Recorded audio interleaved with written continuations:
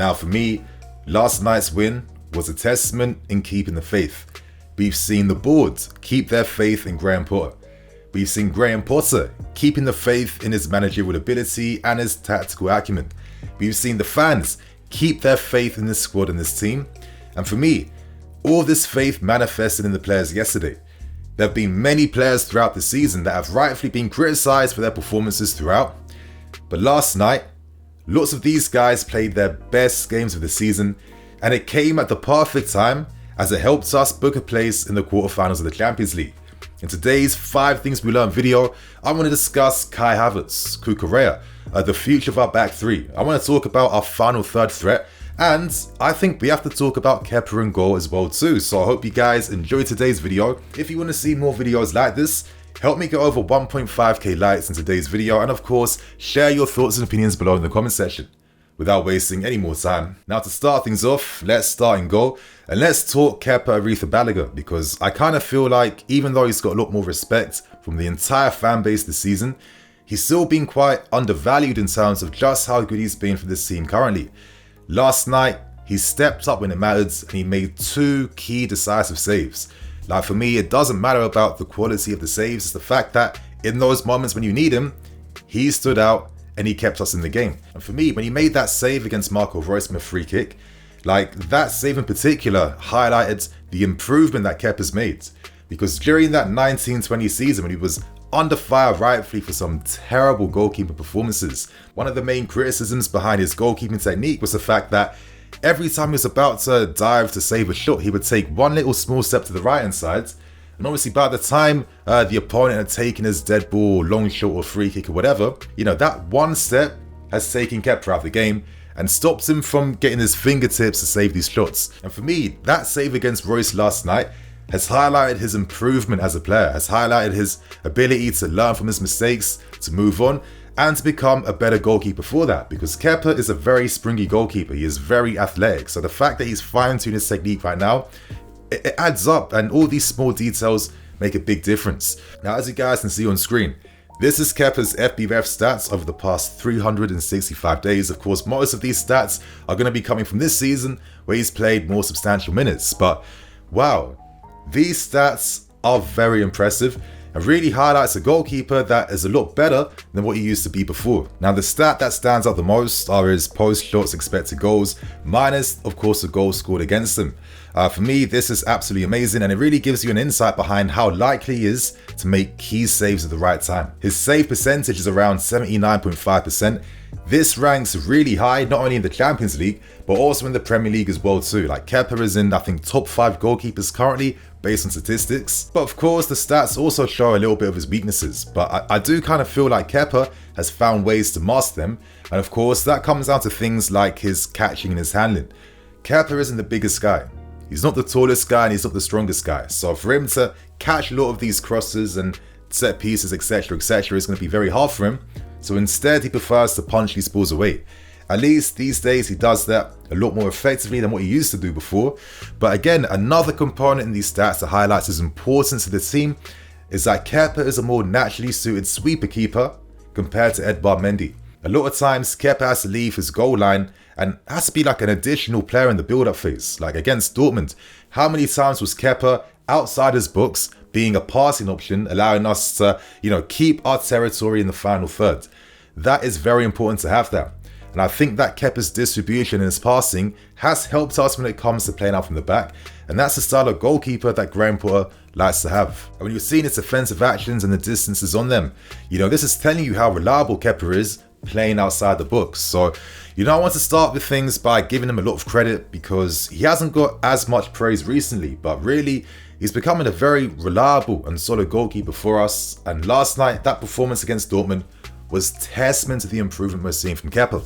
So right now, let's move on to the next talking point. So right now, let's discuss my man of the match in yesterday's game, and that was Kai Havertz. I thought, Didier Drogba, Diego Costa would be very proud of his Chelsea forward performance he put in last night, because it's not about just only getting on the end of the score sheet. It's about what you're doing as an outlet for your teammates. It's about what you're doing off the ball to help defend. It's what you're doing in terms of creation, in terms of being that guy that supports your teammates. And for me, Havertz was sensational last night, and that's one of his best performances I've seen since he's actually signed for us. So right now, I'm going to use SofaScore, and let's break down Havertz's game statistically last night. Now, one thing I really stressed in yesterday's review is the fact that Havertz was not playing as a typical forward up front yesterday. This is why he was so effective. I think after the first 20 minutes, Potter realized, listen, I'm going to move Sterling as my forward so he can use his runs and pace in behind to, exploit the spaces to stretch Dortmund. And I want Havertz out wide on the right-hand side, of course, to be that build-up for our wing-backs to get in the game. And I think the best way to see this is actually looking at the average positioning. As you can see right here, this is Kai Havertz, number 29. And in a sense, like the wing-backs were acting as wingers. Reece James on the right-hand side, Ben on the left-hand side. Kai and João Felix were playing as the attacking mids, basically, with Raheem Sterling playing further forward in front of these guys. And I think that Havertz playing on the right-hand side where he can cut him with his left foot is actually quite surprising that throughout his entire career here, he hasn't played that many games from the right-hand side. But yesterday, we saw his improvement as a player and what he can do right now. So let's hope we see him play more games on the right-hand side, because Havertz was so influential in many different parts of the game. In particular, it was nice to see Havertz's weight of pass coming back into the game. As the stats show, Havertz recorded around 2 key passes in that game. And if you guys remember, these passes were counter-attacking passes being played into spaces for guys like Sterling and Co to get on the end of. That was great to see. In terms of his ground duels, Havertz was putting his shift in for the team. There were times he was dropping into our own half to help win back possession. There were times when Havertz was following the Dortmund wingers and fullbacks as well too. And even though he contested for many duels yesterday, he won 4 out of the 12 he contested. He won 2 out of the 3 he contested aerially. His clearances, his tackles made, they're not going to be as high as a centre-back, but it does demonstrate this guy was putting in that shift defensively. But anyway, Potter likes his attacking mids now, guys like Felix and Kai Havertz, to have more freedom in their playing. Havertz wasn't just staying on the right-hand side. He also drifted to the left-hand side and the middle when he has to as well too. So this current front three of Sterling, Felix and Havertz, it does have some potential at this point in time. For most of the time, Havertz has been playing up front way too much and he has to. And I think this current tweak of Sterling being the real forward in the attack and Havertz playing in his more natural attacking mid position hopefully finally unlocks this guy's potential, because there's been much faith and patience around him. And personally, I kind of feel like tactically things have been working against him because he isn't playing in his best position. So right now, let's move on to the third point. So right now, I want to discuss the future of this back three, because we saw a back three last night without Thiago Silva.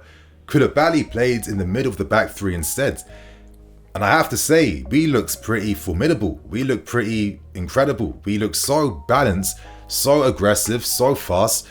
And I noticed some big differences behind how we played without Thiago Silva.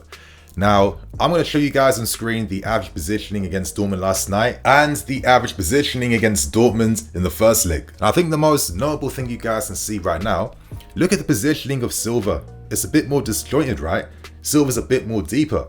Whereas against Dortmund yesterday, Koulibaly, of course, was covering the spaces in behind the centre-backs. But the positioning was higher. And I kind of feel like this is where we won the tactical battle against Dortmund. And that's because our defense gave us a massive foundation to build from. Now, you guys, I'm going to show you the SofaScore average positioning. And as you can see, it kind of looks like we had 5 defenders, right? I mean, look at where Kova and Enzo are. Enzo is sitting a bit deeper on the right-hand side, allowing Reece James to push further forwards. Look at Kova as well too. In a sense, we defended with 5 and attacked with 5. And going back to WhoScore, let's look at the heat map from the game last night. And it does kind of show what I'm talking about, right? How we defended with 5 and attacked with 5, because look at these blue zones here in midfield. Normally we occupy those areas, but the strategy was to sit back and to hit Dortmund on the counter-attack, to find our attacking players in space where they can be more 1v1 against each other, and to simplify the game for them by playing more counter-attack. And a lot of our ability to play this way tactically was due to that back three we used yesterday. As you guys can see on screen right now, this is another stat to show the turnovers, the areas where we won possession back and kick-started moves. In the first half, we won 10 turnovers. 4 of them led to shots. Every star you see is a shot that was made by a turnover. In the second half, we still had high turnovers, but there weren't as many shots coming from them. And that's because Dortmund realized Bellingham, you have to come back a bit deeper now. You have to support the defense because we're getting a bit killed now between the lines. And it was because of our defense's ability to win interceptions, duels, aerial duels as well too. This is why we won the game. And I think if there was one player in particular who really pushed us on from the back, I would have to give that to Koulibaly. Now with Koulibaly, I still stand by my criticisms. I feel like throughout this season, he's been, quite mistake prone. When he leaves his defensive line, he's giving away silly fouls, picking up silly yellow cards, giving away dangerous free kicks and set pieces as well, and putting the team under so much pressure because, most times when he leaves this line, he is not always winning his tackles. But I think with Koulibaly playing in the David Luiz role, right, where Luiz in the 17-18 season played in the middle of a back three, where he covered his defenders alongside him. This way, similar to what Koulibaly did, they can still demonstrate their incredible passing technique because Koulibaly can really pass the football, over many distances. But I kind of think that it gave him more confidence and assurance to leave his line because he was like a honing missile, going straight to Haller and just dominating him aerially. And by having a defense that is so balanced, that can engage further up the field, it gives more protection to our midfield. The gaps between the midfield and defense are a lot closer and tighter, so Dortmund couldn't use physicality against our midfield. They couldn't have Haller winning aerial duels on the halfway line because Koulibaly was right behind him, straight there. And that is the power of the strategy and tactics that Porto used in yesterday's game. Now for me, it's always funny that if you use players in certain ways, they can perform differently. So could we potentially be seeing a remontada from Koulibaly who could be finding a newfound position playing in the middle of a back three? Because currently, the middle of a back three is the best Koulibaly I'm seeing this season. So right now, let's move on to the next point. So right now, I want to discuss Marc Cucurella. He has found himself out this team for the past 3 games now, and I would say rightfully so. Of course, there are rumours behind the scenes that there have been some difficulties in his personal life, for sure. And I've kind of felt like the Marc Cucurella that I saw at Brighton and here at the start of the season, I haven't been seeing now for the past few months. But last night's game, the real Marc Cucurella came back. And as you guys can see on screen with this heat map, I mean, look at how involved he was throughout the entire of the game down that left-hand side. Like, he was giving so much support to Ben, our defense, our midfield. And this is why Marc Cucurella was signed, because he can invert and overlap at the same time. He can't be that extra body in midfield when he has to be, and that's the reason why Pep Guardiola tried to sign him for Man City to begin with, because, when you have accomplished fullbacks that are also very comfortable playing in midfield, that gives you more tactical possibilities. And I think last night, Marc definitely demonstrated what he's really about, and let's hope we get to see more of him. But anyway, let's hear the quotes from Graham Potter himself, because for me, I think this is also a testament to Potter's man management, his squad management, how he takes players up the firing line, how he builds their confidence back up, and how they come back with different form. He has skill behind this, and here's what Potter had to say. Obviously, when you're having a bad time like we've had, you accept the criticism. You have to deal with it. Marc has dealt with it well. We've tried to shield him a little bit at the same time and pick the moment. I thought regardless of his situation, the crowds were going to get behind us because of it being the Champions League. Thankfully, Marc, he delivered a top performance. And for me, I think that we saw Cucurella shine the most when it came to his reading of the game, when it came to his anticipation. That was key in terms of us winning the battle down the flanks here. Obviously, looking at his aerials one, so many times he was comfortable engaging further up the field, more aerially, and he won about 67% of his aerial duels. Of course, looking at things like tackles as well too. Interceptions, he got 4. Only Reece James got a bit more than him, but in terms of our back three, Cucurella got the most interceptions, and as you can see from that earlier heat map, right, he was all down that left-hand side. That tells you just how on it mentally Cucurella was in last night's game. So it's great to see Marc show what he's really about. Let's hope we see more of that. Right now, let's end things by discussing the final point. And to end with things, I want to have this conversation. We're now finding ourselves in the quarterfinals, and naturally for a club of our size and stature, I feel like we should be ambitious and obviously try to win this. That's what all these guys are in it to do. And realistically, if we hope to get Champions League football for next season, most likely we have to win the Champions League. And there's probably one area in our game yesterday I want to see more improvement in, and that's in the final third decision making. Now, for me, Potter tactically put these guys in the right position, but It's also up to these guys to play the right passes at the right time, to make the right runs at the right time, and to take the opportunities that arise. And I kind of feel like if there was one slight disappointing thing about our game yesterday, it was the amount of offsides that we kept producing. I mean, honestly, we should have made this 3-0 way before the end of this game. We had the opportunities to do so. When Gallagher made it 3-0, I thought that was finally it, but yet again, that was another offside.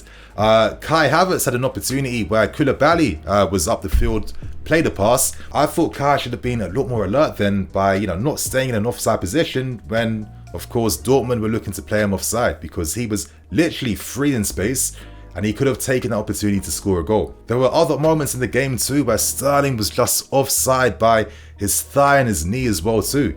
And I kind of feel like if we want to win the Champions League, these are the areas of our game we have to fine tune and improve upon, because these can make the biggest differences. We have so much territory and so much danger we create, but a lot of times we are impotent because of the final decision making from these players. So I do have to say, if there's one thing that Porter's doing right to try and help with the understanding to get these guys up to that level, we're seeing a more consistent use of attacking players. Now, I've said consistently now for this past month, and if you guys have been watching me, you know what I'm about to say right now. I've said, Porter, it's time to end this philosophy and prioritize on results. That's why I wanted to see a back three return, because we're not up the table challenging for the league. We're right near the middle way point in the season, right? But I felt like our main issue recently was the fact that we have way too many attacking players who don't understand each other's game, trying to figure things out. So we're getting turnover constantly, giving away sloppy counterattacks and looking really bad in the final third. For me, I want us to play a lot more defensively, play more on the counter-attack to simplify the attacking game for these players. And I feel like last night was testament to the things I've wanted to personally see, because that's how we got the result. And if Sterling and Felix and Havertz can play more games together and boost their understanding, there was a lot of potential in that performance yesterday, and let's hope with more game time these guys can get stronger and stronger and stronger together. And right now I'm more than happy with guys like Mudryk and co being on the bench, because team balance is so important right now, especially in the Champions League, where this could be the make or break part of our season. So you guys, on that note, that is going to be the end for today's video. I hope you guys enjoyed it today. It took me a lot of time to make this, and apologies for the delay, because originally I was using clips from last night's game, but it was getting taken down, yeah. So anyway, I'm EFC, this is BlueLionsTV. I'll catch you guys later with some more videos. Cool.